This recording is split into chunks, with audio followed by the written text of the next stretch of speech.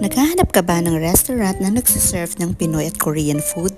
Tara, let's Gina dito sa Queen's Garden, located in Clark, Pampanga. Napakalinis at maaliwalas ng kanilang lugar at kayang-kayang ma-accommodate ang 200 guests dito. Pagdating naman sa food ay napakaraming masasarap na choices na pwede mong pagpilian sa kanilang menu. Una kong natikman ang kanilang chicken yakitori at pork barbecue marinated. Na-try din natin ang kanilang pork sizzling sisig at ang traditional Korean dish na jokbal or braised pig feet. Must try din itong kanilang spicy braised pampano, kimbap at creamy balsamic salad. Na-enjoy ko rin itong kanilang sobrang lambot na beef bulalo at fruit salad para sa aming dessert.